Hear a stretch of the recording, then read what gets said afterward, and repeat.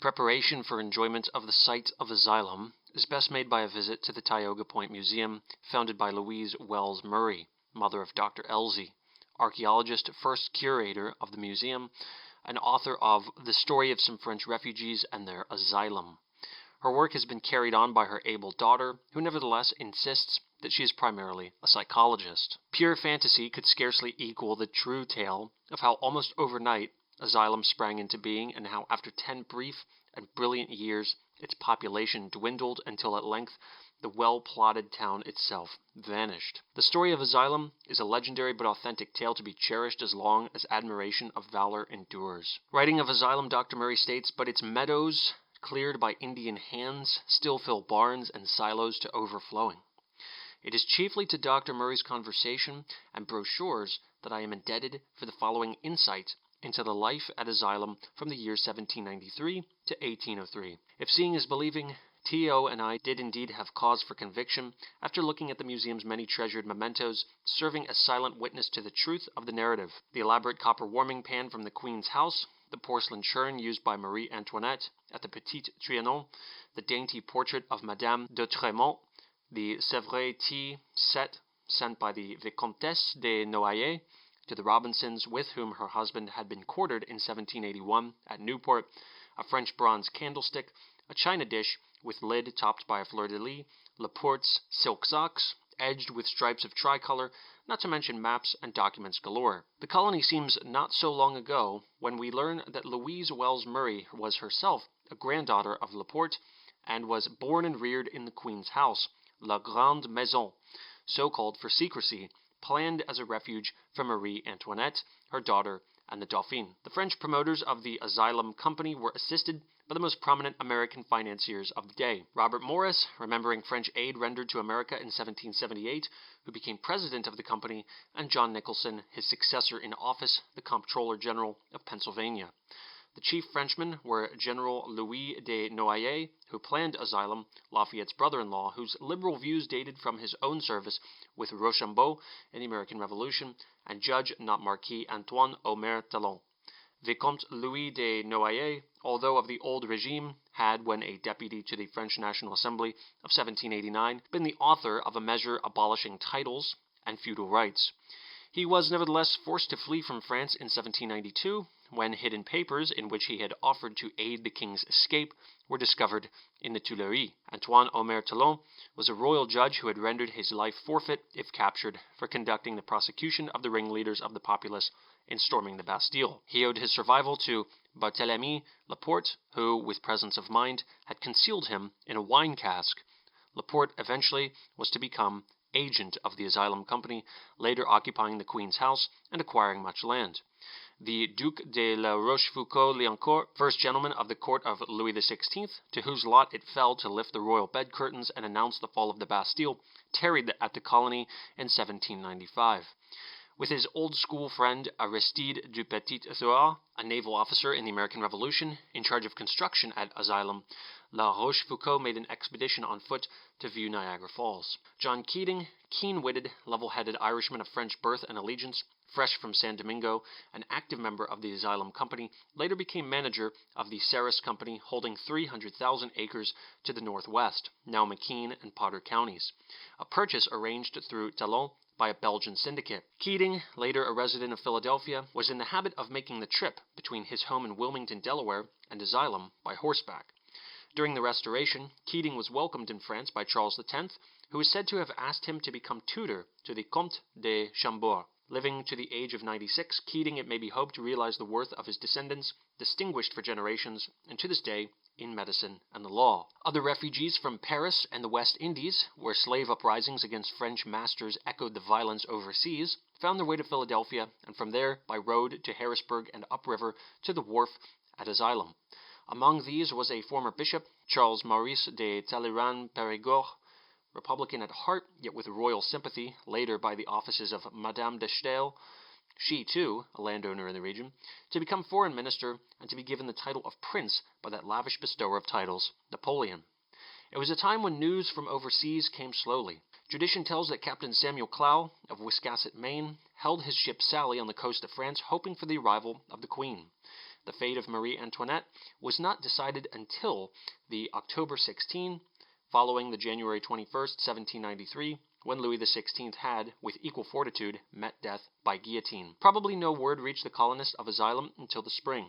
In 1795, the Dauphin, Louis XVII, succumbed to neglect in prison. Noailles, who had reached Asylum in 1793, lost to the guillotine in the years 1794 to 1795. His wife, Louise, her mother and grandmother, his mother, First Lady-in-Waiting to the Queen, and his father, Duc de Mouchy. With what horror must Louis de Noailles have received the repeatedly dire tidings. No longer could his plans center fondly, as of old, on the eagerly anticipated reception of his beloved family and the Queen.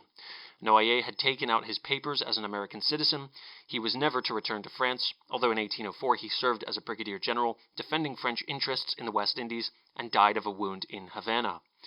François-Alexandre Frédéric de la Rochefoucauld, Duc de Liancourt, was happily to have his travels published in England, a tasty treat to those who value the flavor of the past. With the Napoleonic era established, many of her citizens applied for re-entry into France. There was no blanket pardon. Each case was considered on its merits or on the powerful influence of friends at court.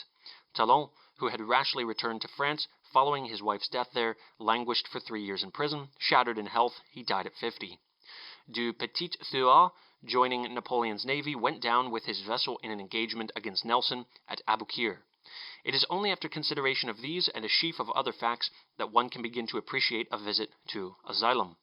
What would Duchour, on the road to Muncie, signify if we did not know that here, with but one serviceable arm, Du Petit-Thouars, a garbled form of whose name Duchour bears, had cleared the forest and weakly made his way 20 miles afoot to Asylum? Hamet's Ferry, too, was named for members of the colony who lingered, establishing a grist mill. First and foremost among descendants of pioneers is the line of Laporte. It is to John, the Surveyor General, son of the original settler, that we owe the mansion, successor to the Queen's House. Petulant as to the rival claims of remote villages to qualify as a county town, the doughty John set his state surveyors at work from distant points of the compass to map the unbroken forest. Where they met, he ruled, should be the town, known today as LaPorte, in Sullivan County, the highest county seat in Pennsylvania. The name Asylum, probably a hybrid from the French asile, written with a long S and mistaken for a Z, and the English asylum, nowadays has, like the Oleona of Old Bull, been erased from maps, but lingers in the form of Asylum as the name of the township, in the county of Bradford, once Luzerne. It was almost like a welcome to be greeted on our arrival at the site of the marketplace, not indeed, as were the refugees, by Antoine Lefebvre at the door of his inn, but by the following inscription on a boulder. This monument is erected to commemorate and perpetuate the memory and deeds of the French royal refugees who, escaping from France and the horrors of the Revolution, and from the Revolution in San Domingo, settled here in 1793, and located and laid out the town of Asylum. Under the auspices of the Vicomte de Noailles and Marquis Antoine Omer Talon. In 1796, Louis-Philippe, Duke of Orléans, afterwards King of France, visited here. The Prince de Talleyrand, Duc de Montpensier, Comte Beaujolais, the Duc de la Rochefoucauld de Liancourt, and many other distinguished Frenchmen were visitors or residents for a time at Asylum, erected in 1896 by John W. Mix and Charles d'Autremont, Jr., descendants of French refugee settlers, land donated by George Laporte heirs.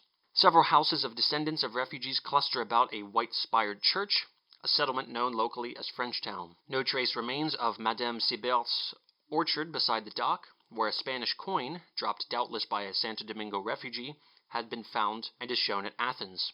No friendly Oneida Indians were there to hail us. For generations, the name Oneida was given in the family of the Marquis and Marquise de Blancon, perpetuating the name of their child born at Asylum.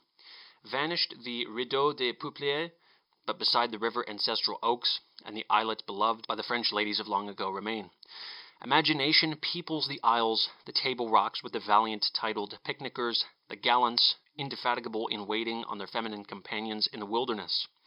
What a sensation among the jeunes filles must have been created by the arrival of the Orléans princes, the Duc d'Orléans, later Louis-Philippe, and his younger brothers, the Duc de Montpensier and Comte de Beaujolais, all resplendent à fête in lace-ruffled suits of white satin. The eldest was eventually to marry a niece of Marie Antoinette.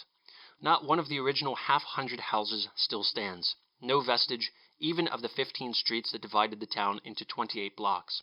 Inns, shops, chapel, theater, smithy, bakery, brewery, all are gone, with Villon snows of yesteryear. And the Queen's house, what of it? Some of its hewed timbers have been incorporated in its successor, built by the refugee Barthélemy's son, John Laporte, on another portion of the same lot, number 418. Laporte Jr. preferred a more modern dwelling than La Grande Maison, said to have been the largest log house, 84 feet long, ever constructed in America. Laporte, who served at different times as judge and congressman, may be forgiven this ruthless destruction in view of the interest derived from a visit to his admirably preserved mansion, built in 1836, of old, known as the Laporte House, but now, having taken the name of its purchasers, Hagerman House. It is in no wise Victorian, but resembles the colonial houses of eastern Pennsylvania, which style reached later the more westerly wilderness. All the early earmarks are of the best: mammoth fireplaces, ovens, cranes, paneled rooms, hand-wrought hinges and latches. Through the long windows of the first house's drawing room, says Dr. Murray, daughter, as I have said, of Louise Wells Laporte, the residents could in those days see the river. Savory dishes were served. Mere mention of them makes mouths water. Venison and Susquehanna shad. About squirrel I am less sure, and it is sad, at this date, to mention passenger pigeons trapped by the Indians with nets. One of these nets may be seen in the museum at Muncie. Asylum is a hard place to leave, even on paper. Especially does one linger at the Hagerman's farm. Echoes of French ways haunt the lover of France on traversing the roadway from the river front to the hill-backed dwelling set amid fields of clover. Orchards, cattle, and barns remind a visitor, nostalgic for Normandy, of a certain similarity, even to high, laid stone walls edging lanes down which he travels afoot, perhaps meeting the herd to his destination, and, if he has been prudent, to the added privilege of a welcome from Mrs. Hagerman. T.O. and I, having enjoyed to the full the prearranged tour of the house, responded with fervor to the lady of the manor's cordial "Au revoir,"